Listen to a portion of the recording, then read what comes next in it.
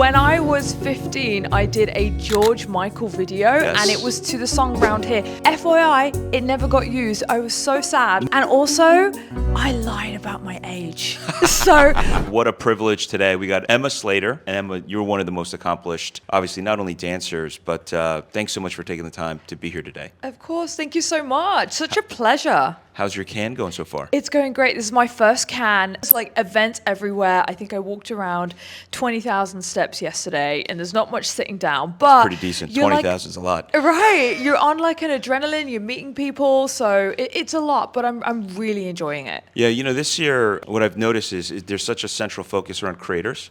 Oh, really? And obviously the definition of creators can be really a lot of different things. Yeah. It doesn't have to be just an influencer creator. It could be anyone that has found a niche with an audience. Yeah. Then you build a following. But yeah, all of this ecosystem, which was used to be just historically above the line creative, has now really kind of moved down to become led by consumers and what consumers are interested in, which is amazing. But before we get into some questions, did a little bit of digging. Oh, great. Looked to popcorn out a few things. Okay. These are all good memories. Don't worry. Okay, good. But when you hear the words "round here," Round Here. Okay, so when I was 15, I did a George Michael video, and it was to the song Round Here. FYI, it never got used. I was so sad. No way. Yes, and also, I lied about my age. So I was 15. We've all done that before, right? I had to say that I was 16. I think my parents really did it for me, but you know, they wanted specific type of dancers. They found my phone number and contacted me, and I just was like, yeah, I'm 16. Was that like your first real type of production experience? I think so, yeah. I'm pretty sure, because then at 16, I went and joined a touring show, and that was like what I consider my first like job. Wow. But yeah, George Michael was, I think, my first taste of, definitely my first music video and my first taste of like So you were something already big. on the trajectory of really focusing on dancing and doing all that stuff, and this became a little bit of an amplifier to get you going. Yes, Wow. and it was nice to meet him. The Billboard Music Awards. There's an artist I named like Usher. how you're doing this. Yes. Usher. What was the year? Oh God. 2012. 2012. Okay, thank you for that. So I actually went for an audition for Usher to be a dancer, like a kind of featured dancer. He was doing this really hot AMA's performance, very sexy, and Still does. he is still so He's a talented human. He's sexy as well, but just like very talented. And so anyway, so I auditioned for that, and I couldn't actually do it. I think because of my Dancing with the Stars contract at the time, or something like that. But then you'll choreograph But it, then right? they Yes. asked me, "Can you choreograph this piece?" And I was like, "Oh, sure." And that was really cool. That's amazing. Yeah. That's amazing. You have a twin sister I do. who is also involved with Dancing with the Stars. Yes. You can give a shout out, or Kelly Slater. She was in the wardrobe department on our Dancing with the Stars tour, and she's my everything. I'm so glad you asked me about her.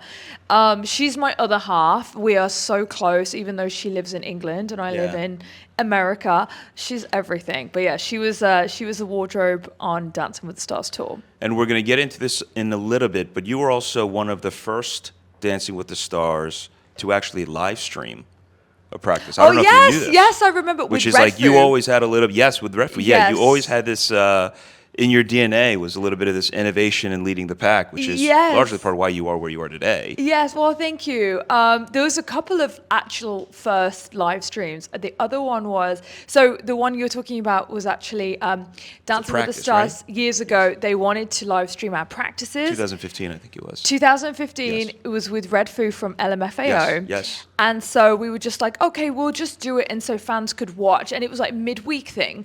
Now, not last year, the year before, so 2024, we actually did the first ever live stream on TikTok simultaneous with the show. Oh, wow. And myself and my castmate Ezra Sosa was part of that first as well. Wow, And it that's so did so well that they brought it back for the entire of last season. And BBC and ABC are really hailed at like championing championing? Is Yeah, that the right word? that's absolutely right, yeah. The kind of simultaneous live stream as well as the show. They did really well and made all the articles. It was a proud moment actually. Yeah, it's you have such a natural energy. Thank you. When you're live streaming, because a lot of people get nervous around live streams because you can't edit. But you're Oh, always yeah. such a natural. You can't edit live though. Of course. You know you can't That's why edit a lot live. of them don't do that. A lot of people don't. Well, here's my theory on that, or philosophy on that. If you meet somebody and you're yourself with them, you can take that energy anywhere you go. You don't Portable. You don't need to adjust. And if maybe it's not acceptable to some people, I don't think that has much to do with you. It's just maybe they're not your type of person.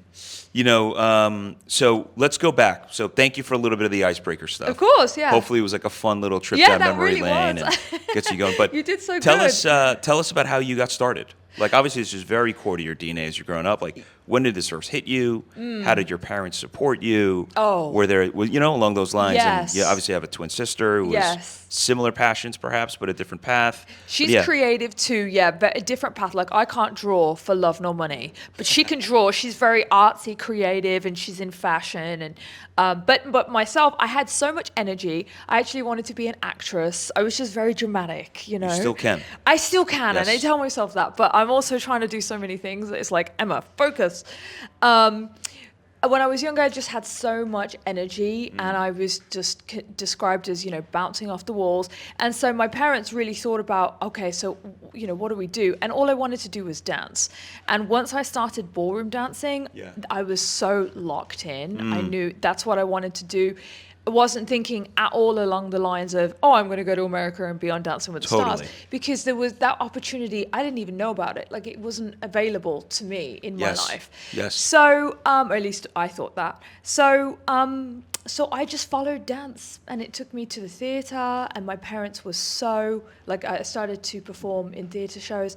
My parents were so supportive. They just they sacrificed their weekends driving me around England, taking me to dance practice and coming to auditions with me. They would go to all of my show openings. They were so supportive. It's there's obviously lots of parents and parents of younger folks that likely are tuning into this. And in the moment, parents, it may feel hard and it may feel like your kid may or may not have the talent.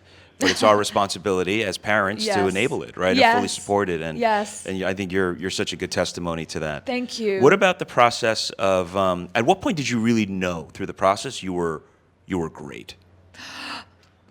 Can I be honest? Yes.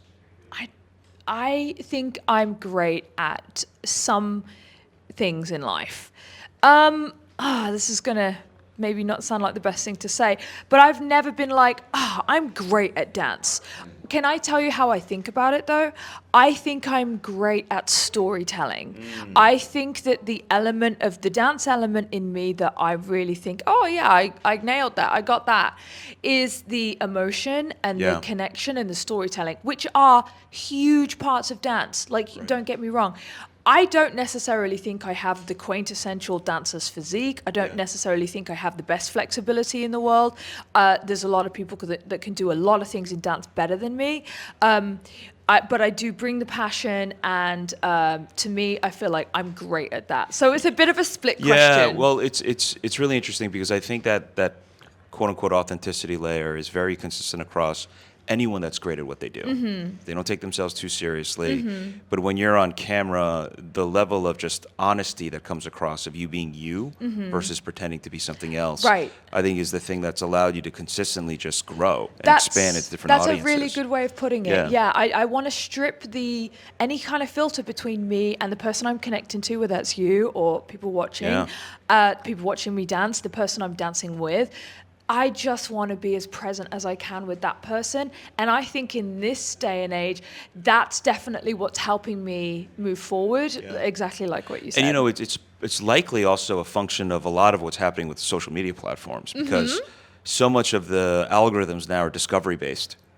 And you're on it, like who you are and what has built you to get to where you are today is likely creating reactions from consumers or engagements, as we call it, of people seeing it that then give you more reach across the algorithms. Yes. Have you found that over the more recent years, last few years, your popularity has like really exploded? I have found that. It's been really, really nice. And can I tell you, a few years ago, I actually found social media a little bit difficult. Yes. Because I was consistently looking at people and thinking, oh, I need to be like that. I need to be like that. And everybody tells you, you got to get on social media. You got to do this. You got to do that. But you've just got to find what makes you feel yourself, find what makes you fall back into yourself and feel comfortable and happy. And then you're going to share no matter what. Yeah. You have to find the way that makes it easier for you to identify as you. And if you're trying to be something else, Not scalable. it's never going to work. Good for one video. It's never Yeah. So I find now it's easy for me to pick my phone up and share about like nonsense if I'm like really in that topic or I'm really passionate about it, or I want to I want you to listen to this. I think you're great. You're having a great day. You just tell yourself, you're fantastic. And I believe that. And I love to share that kind of message. And so that's easy for me. But if I'm trying to do like a ton of dance trends just because other people have done it, I'm a little less interested in that. Yeah. I also like to be funny. So I like funny skits on social. Well, words of affirmation to yourself or others, or you to others, is a very, very important element of how you can just continue to grow. Have you heard of the International Dance League, the IDL? It is a brand new professional dance league. It is? Is It it just hip-hop? launched this year.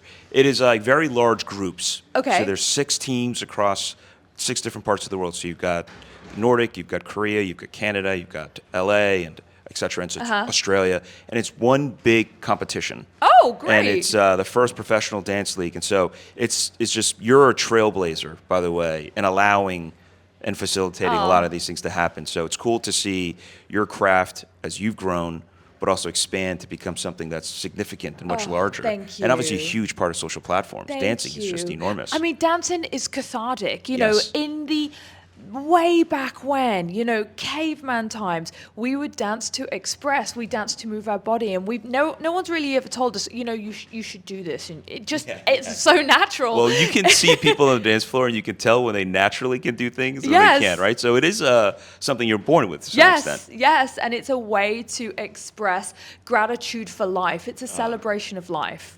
All right. What about platforms? Like, where did you start in terms of getting velocity and reach and like, wow, this is really something, and getting some fans with some engagement going? And then how's that expanded? And what's your favorite platform today, if you had to pick one? If I had to pick one today, it would be TikTok. Love it. Just because I just think TikTok is fun, and my algorithm is very it's very jokey and fun and lighthearted, but also insightful. So I built it brick for brick, and I'm so happy about it. Yeah. Wow. Wow. That's a real investment. If you can keep Yes. it dialed in like that without drift, that's a really, I really don't good get thing. too much drift. And they know how to get me on the shopping as well. That's something they do know. Oh, yeah. Yeah. I think I probably started, I remember my very first Instagram post. Obviously, we all started, I don't know if did you remember MySpace? Of course. Yeah, I started with MySpace. Yes, I remember Friendster. Yes. And MySpace. Friendster. Shout out Friendster. Yeah. Shout out Tom from MySpace. He's chilling somewhere. I remember MySpace. I remember putting on the music and changing it. I had Kanye West on at one point. You could integrate Winamp into MySpace, Yes, you and it was had the visual equalizers going. Oh, it was amazing. It was really cool. The real era. Yeah. Although everyone these days, the younger kids, are now back into analog. They got flip phones. Flip phones are selling like crazy. Yeah, isn't that cool? Vinyl records, Yeah. $1 billion in sales last year for the first time since 1985. Really? And all the cool kids have they're like anti-Bluetooth. They got the wired headphones. Oh, that's me. Yeah, I'm you very see, anti-Bluetooth. Oh, okay. Yeah. Just for health reasons? Health reasons. Okay. Well, think about it. If you've got Bluetooth, and a phone, you're kind of buzzing Yeah. your brain a little Yeah, bit. no, you're- I'm not sure. I'm just You're not wrong. Let me just say, I'm But just like when not I can sure. speak to somebody and it translates in real time, I Yeah. get lost in that component. Yes, It's like, yes. But you're absolutely right. But anyway, Yes. so go. So I started, I think really when I joined Dancing with the Stars, I remember the day that I joined Instagram, and it was really, I went to a gifting suite thing as a creator or as somebody on TV, and this was one of my first years on the show, and they were giving me things and they said, post about it. And it was a pair of glasses. And I remember thinking, I don't have Instagram. They made me an account on the spot. Oh, wow. And my first post was me with sunglasses like this. And And then, yeah, I just was like, oh, this is fun. You get to share, I get to catch up with my friends, and I really enjoyed it that way. Now, of course, you get to meet people that you've never met before, like, visually, and they're over in the other side of the world, and you really like their content. And, I follow, oh my gosh, I'm blanking on his name, but this amazing kid that takes like, kind of like, shoes and bags and things, and then throws it on himself, and all of a sudden he's in like the transition edit. So transition just, edit, and he's in this amazing outfit that he's made himself, and the style is off the hook, and it's just really great to like be a fan of somebody that you just don't know. So yeah, TikTok's my favorite. I'm also on Snapchat. I think Snapchat's one of those ones where I don't even think about it too much, even if what I'm taking is kind of trash, but like people can see exactly where I am in the moment. I quite like Snapchat. Yeah, I mean, the behind the scenes, it's almost like a BTS type of format. Yeah. And it's just very authentic lo-fi, but very real, right? Yeah. And I think the user connection there feels very, very totally high. Let's talk a little bit about kind of where you are now. You've got a lot of things going on. You're very involved. You have like an empire in a lot of ways. Thank you. What's the most exciting thing for you in the near term? And just take us through kind of how you prioritize your projects and where you put your energy towards, because I think there's probably a lot of people out here that are at that crossroads of how do I balance, do I juggle, do I pick one? Oh gosh, I'm literally having that conversation with myself right now. I like to juggle and balance like everything all at once, and then I'll get to a point where I literally can't, and then I have a conversation with myself, pick one and stick to it. So for instance, I dance on Dancing with the Stars. Yes. It keeps us busy for most of the year, and then in the summer we have time off. So that's our time to really expand and do other things. For me, it's hosting. I love to host. I love to conversate with people. And so moving in that kind of direction is taking up a lot of energy for me in a good way. Yes. Like I'm putting a lot of energy into that. But then at the same time, and actually I've never shared this before, so this will be a bit of a first. I'm creating my own beauty brand and beauty company with a partner, a friend of mine. Wow. And I am so unbelievably excited and energized by that in life. It is a new direction for me. It's something I've never done before, and I didn't grow up thinking that I could be a business owner in that way. Wow. So it's been a lot of learning. It's been about a year of developing their skincare products for face and body. Amazing. I was going to ask you. Yeah, and I'm trying not to do the regular thing because the whole idea behind it is I'm not just trying to create another brand or products just to create. Like I'm really trying to create staples that have like additional skincare in them that wouldn't normally. And so I'm in love with all of the line. I'm learning so much, but the amount of time and energy and resource it's taking, like I'm on my phone about it all the time. But I will say you then have to get to a point where, okay, it's a juggling act. It's that. I'm also working on some app kind of development things too. Wow. So, it's an hour of this, it's an hour of this, it's a break. You need to go and catch up and do 20 minutes here, 20 minutes here, 20 minutes here, and then speak to your manager. But then have time for yourself too. I was going to ask, how do you balance? You got to find time to refill. Yeah. I absolutely must. Like, my body will let me know when I've had enough of ignoring myself. And I'll do that, I think as a dancer as well, or as an athletic type of personality, we tend to just go, and ignore what we need. We will not listen to ourselves that much. Right. But I've been a lot better about doing that now. I used to hate time by myself and alone time. Now I absolutely love it. Yeah. Like I can be at home in my house for hours and I'll listen to podcasts and listen to music and just, or listen to nothing at all and just have the most amazing time. But yeah, for me, it's a balance, but I also like to be really busy. Like I'm excited about the things I've got coming up. Are you thinking of documenting or any of this? That's why I just shared it, because I've been thinking really about how do I share, because I also like to share genuinely and openly. Oh yeah, I'm starting a beauty business and this is really hard. But yes, I mean, there's the journey and the reality of it. But when I think folks can see your path and your trajectory ever since you were young, Yeah. There's something about you that allows you to navigate hurdles and get to the other side. And whether it's the outcome you want or it's a midway stop, the way you just adopt it and embrace it versus think of it as this is exactly where I need to be or this isn't exactly where I want it to be, I think is intoxicating and very educational for people. Oh, thank you. So when you talk about doing these dinners Yeah. or hosting, Yeah, hosting. you know, just even having like you don't have to have the audio on, but just live stream it. Yes, And, you know, yes. we're getting into this mindset of everyone is trying to think of high production quality videos. Right. And we have this mentality of like document over create. And, Yes. and Gary is the best at this, right? It's just, Yeah, he's he got is. so much footage and he's now archived it. It's indexed. So he has a moment or a thought. He can go and pull everything up. And it's not about, oh, I wish I recorded it. 90% of the stuff he's recording isn't being used, but it's there. Yeah. And I also just think so many people will be able to learn from you. Yes. Just on your process. Thank you. Yes. It's nice because now I'm going through my own journey of, you know, creating a business and finding the right facilities and speaking to people. I'm also, my algorithm is giving me a lot of marketing stuff. Wow. Which is crazy good. And also there's for instance, there's a girl I'm watching right now on Instagram, and I believe her name is Buttergirl NYC. Yes. And she's starting a butter company, Yeah. and she has not, to my knowledge, at the time we're recording this, she hasn't actually released anything yet, but she has got so much engagement. So many people are rallying for her because every day she's sharing Progress. the progress, and she's sharing her logo. She's sharing, you know, she was getting ripped off the other day by somebody else. Someone was trying to copy her, and she was like, oh, this is how I'm dealing with that.